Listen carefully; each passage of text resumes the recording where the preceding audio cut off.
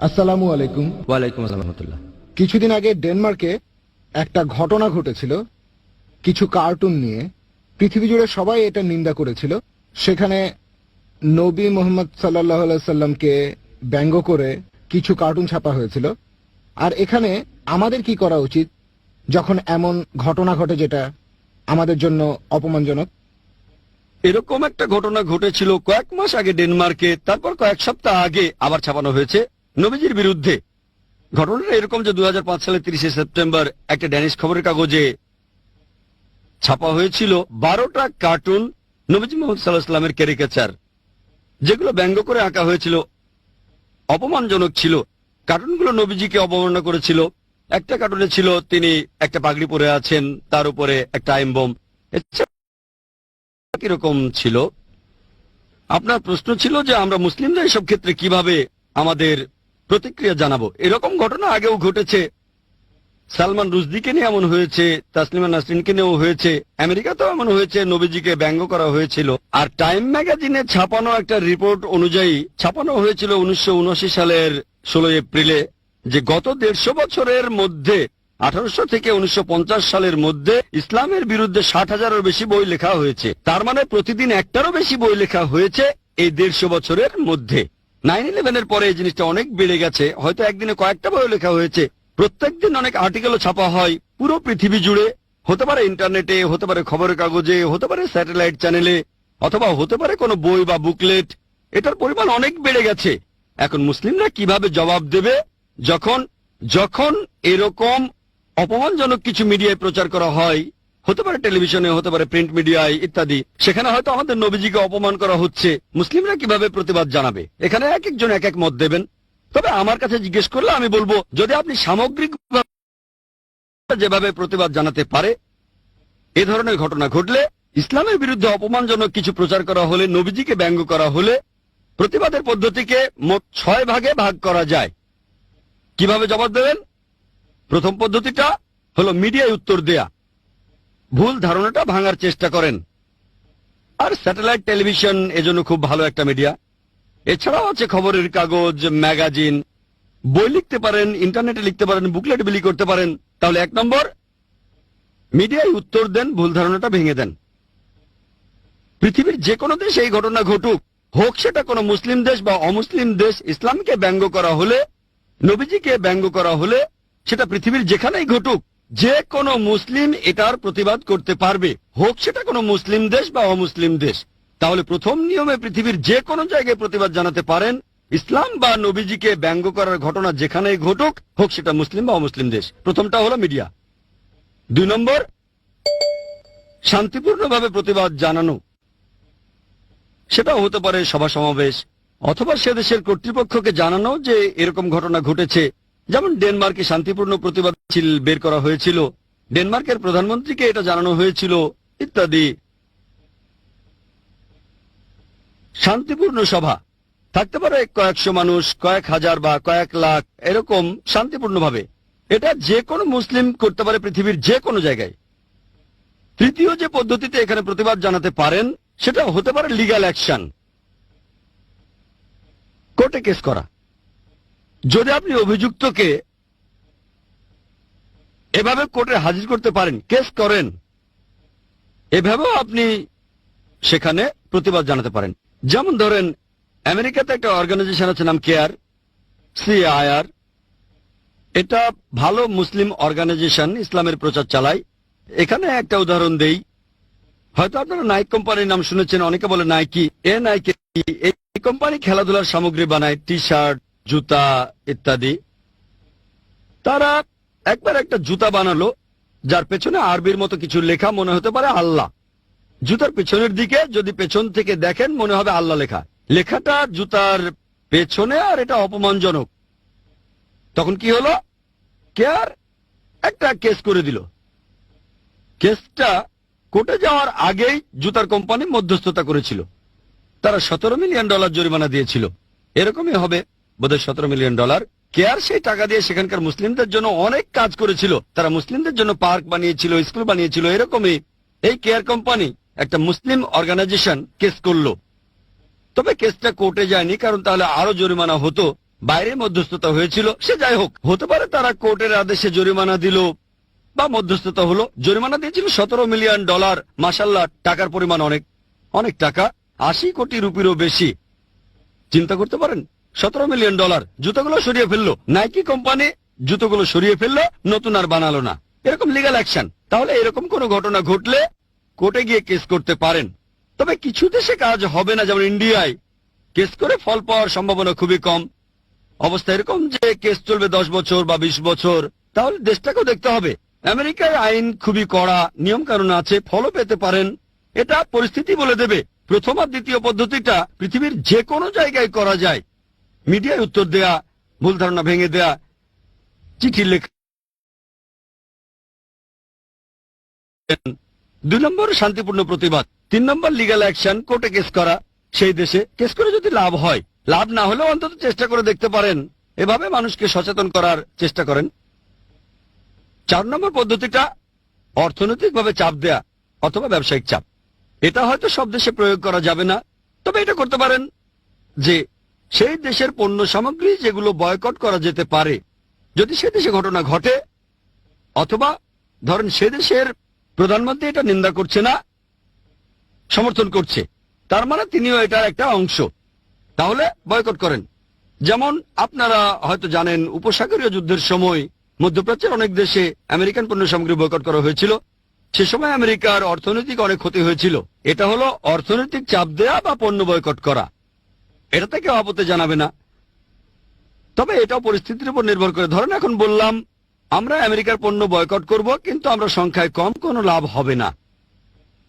যদি এটা ফলপ্রসূ হয়, অর্থনীতিতে প্রভাব ফেলে, করেন। এটা হলো 4র্থ পদ্ধতি। 5ম হতে পারে রাজনৈতিক চাপ দেয়া। রাজনৈতিক চাপ মানে সমস্ত মুসলিম দেশগুলো তারা একসাথে হয়ে তখন সেই দেশের প্রধানকে তারা জানাবে যে এটা বন্ধ করতে হবে, না হলে আমাদের দেশ থেকে আপনাদের এম্বাসি তুলে দেব, রাষ্ট্রদূতদের ফিরিয়ে নেব ইত্যাদি। তাহলে এটা হলো 5 নম্বর পদ্ধতি, রাজনৈতিক চাপ সরাসরি।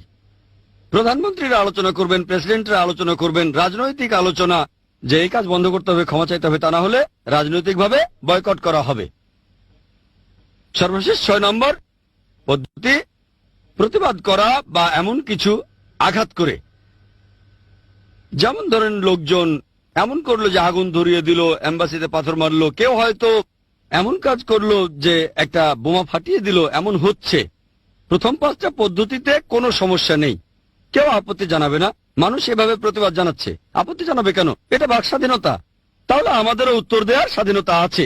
সে যদি আপনার শত্রুও হয়, ধরেন কেউ নবীজির বিরুদ্ধে বই লিখেছে, আপনি মিডিয়ায় প্রতিবাদ জানালেন, সে আপত্তি জানাবে না। এই 6 নম্বর পদ্ধতিতে যদি বিক্ষোভ প্রদর্শন করেন, এটা যদি খুব মারাত্মক না হয়, কিছু মনে করবে না, যদি সেটা ক্ষতিকর কিছু না হয়, যেমন ফ্ল্যাগ পুড়িয়ে দিলাম, কাজ হতে পারে নাও হতে পারে, তবে আপত্তি করবে না। 6 নম্বর পদ্ধতিতে বিক্ষোভ প্রদর্শন এমন হলে সমস্যা নেই। তবে যদি এমন হয় সেই দেশের কাউকে ধরলেন, তাকে আটক করে রাখলেন, তারপর অত্যাচার করলেন অথবা মেরে ফেললেন, ইসলাম এটা নিষিদ্ধ। একজন আমেরিকানকে কিডন্যাপ করলাম, এবার তাকে মেরে ফেলবো অথবা আমি একটা বোমা ফাটাবো, ইসলাম এটা নিষিদ্ধ। প্রথম 5টা পদ্ধতির কথা যদি বলেন, মুসলিমরা আপত্তি করবে না, অমুসলিমরা আপত্তি করবে না। 6 নম্বরটা শক্তি প্রয়োগ করা, ফ্ল্যাগ পুড়িয়ে দেয়া, কুশপুত্তলিকা পোড়ানো, বেশিরভাগ মানুষ আপত্তি করবে না, ইসলামও এটাকে পুরোপুরি হারাম বলবে না। তবে 6 নম্বর পদ্ধতিটা যদি মারাত্মক হয়ে যায়, যে নিরীহ কাউকে ধরলেন আর মেরে ফেললেন, আল্লাহ পবিত্র কোরআনে সূরা মাইদার 32 নম্বর আয়াতে বলেছেন, যদি কেউ কোনো মানুষকে হত্যা করে, যদি সেটা খুনের অপরাধ বা বিশৃঙ্খলা করার অপরাধ না হয়, তাহলে সে যেন পুরো মানুষ জাতিকে হত্যা করলো। যদি কোনো মানুষকে মেরে ফেলেন, হোক মুসলিম বা অমুসলিম, যদি সেটা খুন বা বিশৃঙ্খলা করার অপরাধে না হয়, তাহলে আপনি পুরো মানুষ জাতিকেই হত্যা করলেন। আর যদি কাউকে বাঁচান, তাহলে পুরো মানুষ জাতিকে বাঁচালেন। যদি সত্যিকারের দায়ী লোকদের ধরতে পারেন, তাহলে সেটা আলাদা কথা, কিন্তু কোন দেশের নিরীহ কোনো লোককে ধরলেন, ইসলাম এটা সম্পূর্ণ নিষিদ্ধ। যদি আপনি আসল অপরাধীকে ধরতে পারেন, যদি সেটা ইসলামী দেশে হয়, তাহলে তাকে ইসলামী শরিয়া অনুযায়ী শাস্তি দেন, আমার আপত্তি থাকবে না। তাহলে মুসলিমরা এইভাবে প্রতিক্রিয়া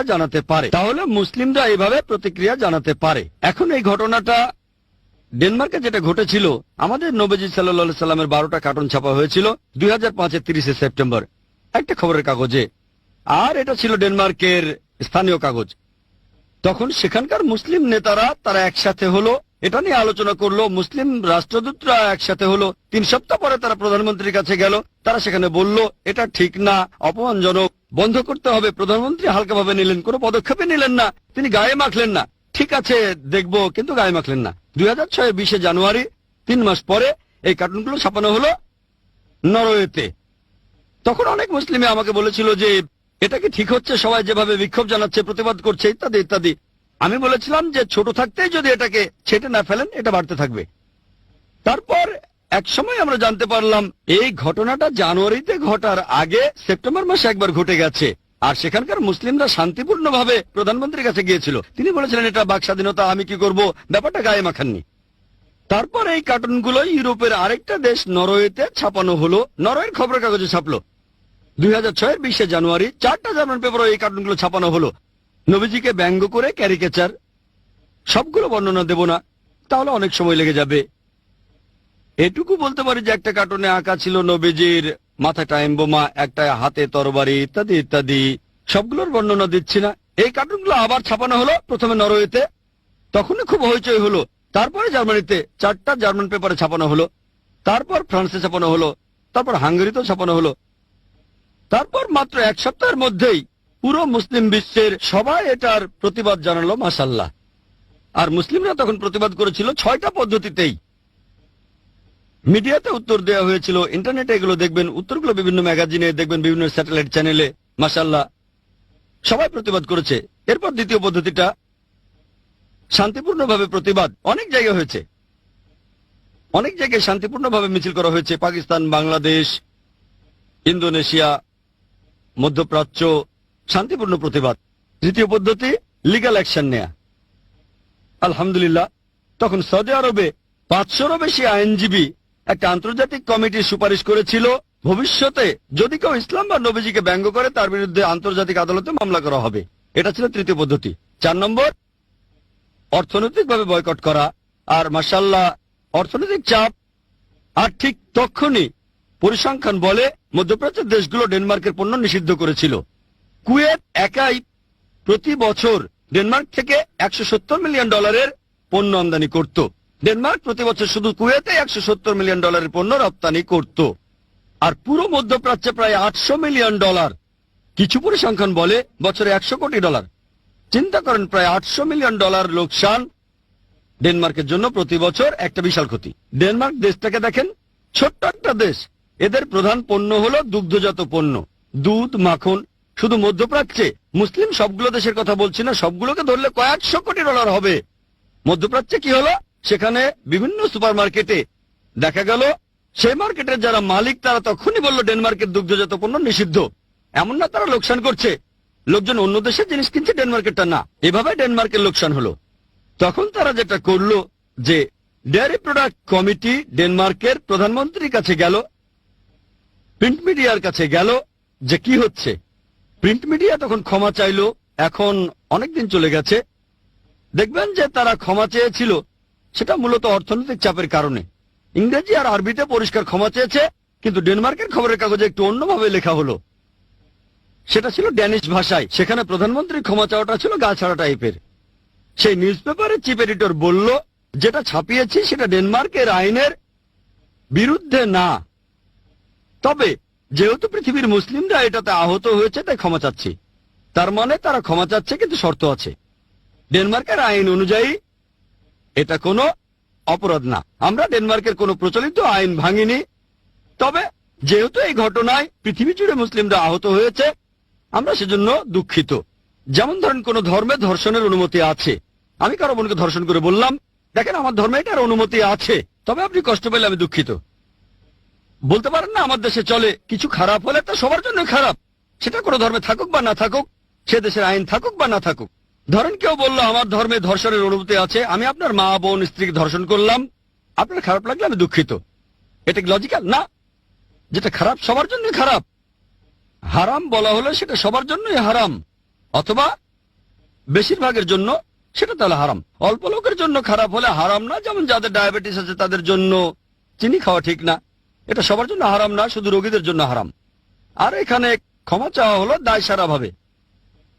তবে ডেনমার্কে এটা নিয়ে বিশাল হট্টগোল হয়েছিল। দেখবেন যে এই $800 মিলিয়ন আমেরিকার জন্য কিছুই না, তাহলে ডেনমার্কের জায়গায় আমেরিকা হলে তেমন কিছু হতো না। তবে এমন ঘটেছিল, গত বছরে সব আমেরিকান পণ্য নিষিদ্ধ করা হয়েছিল, বিশাল লোকসান হয়েছিল, কয়েকশো কোটি ডলার লস আমেরিকার জন্য অনেক। তাই এভাবে বয়কট করলে দেশটা যদি বড় হয় আর লোকসানটা ছোট, হয়তো খুব একটা কাজ হবে না। তবে এই $800 মিলিয়ন ডেনমার্কের জন্য অনেক টাকা, আমেরিকার জন্য হয়তো অনেক না। তাহলে যদি আপনারা এভাবে অর্থনৈতিক চাপ দিতে চান, বয়কট করতে চান, যেমন ধরেন এখন আমি বললাম আসুন আমরা ইন্ডিয়ায় ডেনমার্কের পণ্য বয়কট করি, এতে ডেনমার্কের কিছুই হবে না, তাদের অর্থনীতির উপরে এই কারণে কোন রকম প্রভাবই পড়বে না। যদিও ইন্ডিয়া একটা বড় দেশ, 100 কোটি মানুষের মধ্যে মুসলিম প্রায় 16-17 কোটিরও বেশি হবে, তবে ইন্ডিয়া ডেনমার্ক থেকে বেশি পণ্য আমদানি করে না। কিন্তু মধ্যপ্রাচ্যের দেশগুলো ডেনমার্কের বেশিরভাগ রপ্তানি মধ্যপ্রাচ্যে, এটা পরিস্থিতির উপর নির্ভর করে। এই পদ্ধতিতে ভালো কাজ হয়েছে, তক্ষণই প্রতিক্রিয়া পাওয়া গেছে, তারা ক্ষমা চেয়েছে। এবার রাজনৈতিক চাপের কথা বলি, 5 নম্বরটা রাজনৈতিক। অনেক মুসলিম দেশ তখন প্রতিবাদ করেছিল। মুসলিম রাষ্ট্রদূতরা 20 অক্টোবর গিয়েছিল প্রধানমন্ত্রীর কাছে আর বলেছিল এই কাজটা ঠিক হচ্ছে না, কিন্তু এতে কোনো কাজ হলো না। তখন কি হলো, সৌদি আরব ডেনমার্ক থেকে তাদের রাষ্ট্রদূতকে ফিরিয়ে আনলো। ডেনমার্কে তাদের রাষ্ট্রদূতকে জানানো হলো আপনি চলে আসেন এক্ষুনি। অনেক মুসলিম দেশ বলল যে তাদের দেশে ডেনমার্কের এম্বাসি দরকার নেই। এটাই হলো রাজনৈতিক চাপ। এখন তারা ক্ষমা চাচ্ছে, বলছে দুঃখিত। আলহামদুলিল্লাহ সুম্মা আলহামদুলিল্লাহ, পুরো পৃথিবী জুড়ে বিভিন্ন জায়গায় মুসলিমরা সবাই মিলে প্রতিবাদ করেছিল। শেষ পদ্ধতিটা হচ্ছে ভায়োলেন্স। এটা বিভিন্ন দেশে হয়েছে, যেমন ইন্দোনেশিয়া, তারা ডেনমার্কের এম্বাসিতে চড়াও হয়েছিল, সেখানে ভাঙচুরও করেছিল, পচা ডিম আর টমেটো ছুঁড়ে মেরেছিল। ইরাকে ডেনমার্কের ফ্ল্যাগ পায়ের নিচে ফেলে পালানো হয়েছিল, পুড়িয়েও ফেলেছিল। এ পর্যন্ত ভালো, ঠিক আছে। তবে কিছু জায়গায়, যেমন প্যালেস্টাইনে, এক জার্মান নাগরিককে ড্যানিশ ভেবে তারা কিডন্যাপ করেছিল, মৃত্যুর হুমকিও দিয়েছিল। পরে লোকটার পরিচয় জানতে পেরে প্যালেস্টাইন পুলিশের হাতে তুলে দিয়েছিল। এছাড়া লন্ডনে তখন ব্যানার লাগানো হয়েছিল যে এটা যদি বন্ধ না করেন, লন্ডনে আবার 7/7 মতো ঘটনা ঘটবে, তার মানে আবার আত্মঘাতী বোমা হামলা হবে। আর আমি বলবো ইসলামে এসব কাজের কোনো অনুমতি নেই। এটা হলো 6 নম্বর পদ্ধতি। অন্য 5টা পদ্ধতি আলহামদুলিল্লাহ, তবে শেষেরটা ফ্ল্যাগ পুড়িয়ে দেওয়া, কেউ বলবে হ্যাঁ, কেউ বলবেন না, পুরোপুরি হারাম বলতে পারবে না, তবে নিরীহ মানুষ মারা হারাম ইসলামে। এখানে দেখবেন অন্তত একটা জিনিস ভালো হয়েছে, যে আমেরিকায় এটা ছাপানো হয়নি। ইংল্যান্ডের সরকার সে সময় ডেনমার্কের বিরুদ্ধে কথা বলেছে। অন্যান্য সব ইউরোপিয়ান দেশ বেশিরভাগই ডেনমার্ককে সমর্থন করেছে যে এটা বাক স্বাধীনতা। কিন্তু জ্যাক স্ট্র, ফরেন মিনিস্টার ইংল্যান্ডের, বলেছিলেন বাক স্বাধীনতা থাকবে, তার মানে এই না কোনো ধর্মকে আক্রমণ করবেন অথবা নিন্দা করবেন। আমেরিকাও একই কাজ করেছে, আমেরিকাও নিন্দা করেছে। কারণ এমনও হতে পারে অতীতে আমেরিকা আর ইংল্যান্ডে যেসব ঘটনা ঘটেছিল তারা আগের চেয়ে বুদ্ধিমান হয়েছে। আমি আগের কাজগুলো সমর্থন করছি না, তবে তারা বুঝেছে এইসব ক্যারিকাচারের কারণে কোটি কোটি ডলার লোকসান হচ্ছে। বিবিসি নিন্দা করেছে। এইসব লোকজন বিশেষ করে আমেরিকায় আর ইংল্যান্ডে, তারা ডেনমার্কের এই কাজটা প্রতিবাদ করেছিল, তারা মুসলিমদের পক্ষে বলেছিল। কিন্তু অন্য ইউরোপিয়ান দেশগুলো, জার্মানি, ইটালি, তারা বলল এটা বাক স্বাধীনতা, এতে সমস্যা কোথায়। কার্টুনটা ফ্রান্সে ছাপা হয়েছিল। ফ্রান্সের সেই খবরের কাগজের চিফ এডিটরকে চাকরি থেকে বরখাস্ত করা হয়েছিল। ফ্রান্সের ভূমিকাটা ছিল নিরপেক্ষ। জর্ডানও কার্টুনটা ছাপা হয়েছিল। এক মুসলিম লোক, তার মতে সে মুসলিমদের এটা জানাতে চেয়েছিল, সেও বরখাস্ত হয়েছিল। এখানে আমরা এভাবে প্রতিবাদ করব যাতে ইসলাম সম্পর্কে ভুল ধারণাগুলো ভাঙতে পারি। এখন যদি আমরা ভায়োলেন্সের পথে এগিয়ে যাই, নিরীহ মানুষ মারি, তাহলে ইসলাম ধর্মেরই বদনাম হবে। তাহলে আপনি যদি সব দিক বিবেচনা করে এভাবে উত্তর দেন, ইনশাল্লাহ ইনশাল্লাহ আল্লাহ পাশে থাকবেন, আর আমরাও তাহলে ভুল ধারণাগুলো ভেঙে দিতে পারবো আর ইসলামের প্রচার করতে পারবো। আশা করি উত্তরটা পেয়েছেন। হ্যাঁ ভাই। একবার একটা জুতোর মডেলে আরবি আয়াত বিসমিল্লাহির রহমানুর রহিম লেখা হলো, মুসলিমরা সবাই স্ট্রাইক করলো, এসব ঘটনা এখনো ঘটছে, সবাই আমাদের সাথে খেলছে।